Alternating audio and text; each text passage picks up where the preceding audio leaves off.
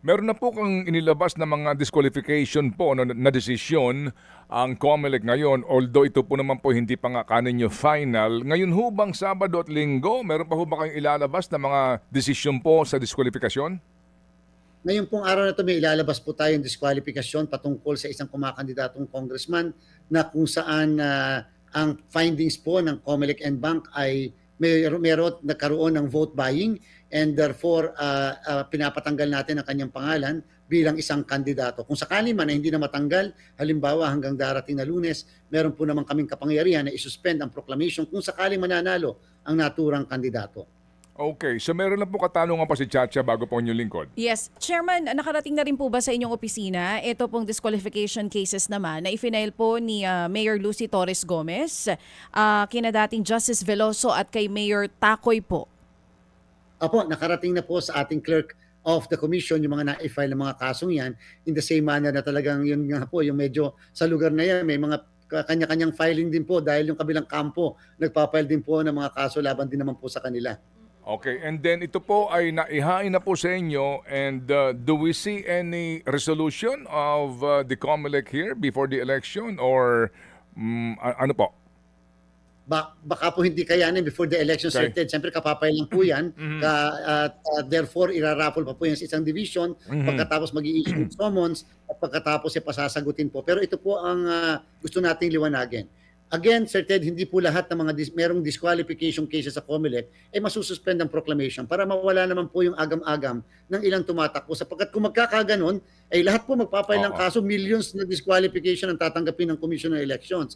Pero kung mabigat ang kaso at mabigat ang ebidensya at aligasyon laban sa kanila, may kapangyarihan po kaming isuspend ang proklamasyon po nila. Okay. Pag local position po, kahit sila ay nanalo na, nakaupo na, kaya at pwede pa rin po namin silang tanggalin.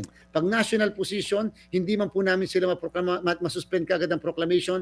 Meron po kami hanggang June 30, 12 o'clock ng katanghalian para po desisyonan ng kanilang kaso para hindi mawala ang jurisdiction ng Commission on Elections. Okay, yan pong gusto ko ngayon klaruhin para po mas maliwanag po, Chairman. Okay, ihiwalay po natin ang mga kandidato sa pagkakongresista at lokal na posisyon. Alright, sa pagkakongressman kaninyo, Chairman, yun ho bang pagsuspinde sa proklamasyon ng winning candidate, ano po, ay tanging kapangyarihan, ay maaring gawin ng COMELEC motu proprio without any petition na nanggagaling kaninuan? Yes po, Sir Ted. Pwede pong motu proprio at pwede pong merong mag-file ng motion to suspend proclamation sa isang existing o pending case sa COMELEC. No? Ibig sabihin, dapat ay merong isang pinanggagalingan na kaso which is more or less a disqualification case. So para po merong ma-actionan din naman ang Commission on Election. Kung walang ipafile na motion to suspend proclamation, pwedeng kami mismo, motu proprio, ang maggawad ng isang order para po isuspend ang proclamation ng isang nananalong kandidato. Paano po natin maiiwasan na ito po yung maging arbitrary, Chairman, na bagamat wala pong nakapagprotesta na sino man pong partido sa proklamasyon nito pong winning congressional candidate, ang COMELEC lamang po ang pwede rin pong mag-suspend nito pending resolution po of any complaint. Paano po iyon kung sakasakali na kaninyo ngayon may mga nagdadating pa po mga complaints? So, opo, Sir Ted, basta po ito maliwanag, dapat may pending case sa COMELEC. Kung walang pending case sa COMELEC, wala po kaming basehan ng pag-aaksyonan to suspend the proclamation. Maliban na lang kung ang pending case ay final mismo ng isang fellow candidate, final ng isang registered voter, o final ng isa sa mga task forces o committees ng COMELEC mismo, motu proprio. Diyan lang ang pwede maging aksyon o maaksyonan ng komisyon. Pero po yung walang pending case at all, Sir Ted, hindi po mag-i-issue ang COMELEC ng order to suspend proclamation. At least po, pag kami mga pending case or cases, may pagbabasihan kung may merito ba ang kaso na na-file o wala para maiwasan yung tinatawag na grave abuse of discretion amounting to lack or excess of jurisdiction. Chairman, ito hong proklamasyon ng isang winning congressional candidate, hindi ho ba sa ilalim po ng mga jurisprudence na kapag naproklama na siya ng Board of Canvassers, ng Provincial Board of Canvassers, pag ho na-proclaim na regardless po kung hindi pa siya nakapag-assume on June 30 or hindi pa siya nakapag-take out kung kanino man, hindi ho ba agad-agad ang jurisdiction dyan HRET na?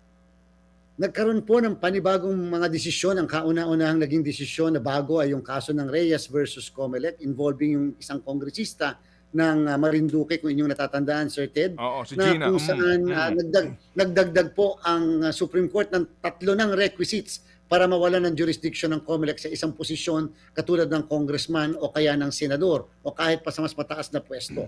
Una, sabi po ng Korte Suprema, dapat may valid proclamation. Kapag po kasi proclamation lang ang pagbabasihan, sabi ng Supreme Court, dyan pumapasok yung pernicious practice ng grab the proclamation, delay any protest. So kung tutuusin, ang ginagawa ng iba, basta nagpataas na ng kamay, nagpaproklama na, tinakot na yung Board of Canvassers or whatever, para lang mawalan ng jurisdiction ng COMELEC sa kahit na anong pending case sa kanila. So dinagdagan po ng Supreme Court ng pangalawang requisite. So yung unang requisite, proclamation. Number 2, oath.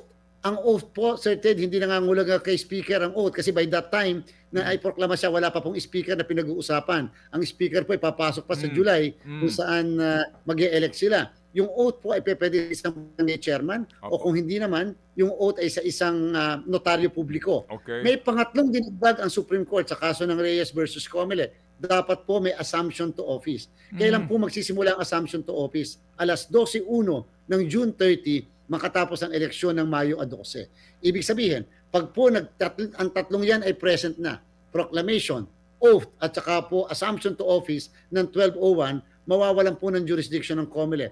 Yung mga kasong nasa amin, dapat po namin i-dismiss sapagkat wala na po kaming jurisdiction. Okay. Papasok na po yung provision ng Article 6, Section 17 ng Konstitusyon na meron na pong miyembro of the House of Representatives. Okay, so nangangahulugan po, Chairman, na kapag po ang isang winning congressional candidate, ay hindi po nakapag-comply doon sa 3 requirements na iyon, ang COMELEC ay maaari pang pumigil sa kanya na siya ay mag-assume sa after June 30, ganun po ba yon? Meaning, ang COMELEC po maaari pang magsabi na hindi ka pa ganap na kongresista? Opo, at maaari pong ang COMELEC ay disqualify pa sa naturang kandidato kung may pending case pa sa amin. Kaya lang po, Sir Ted, tingnan niyo po, yung mismong mangyayari po yung scenario na inyong nabanggit kung hindi nagkaroon, tama po kayo, ng isang proclamation.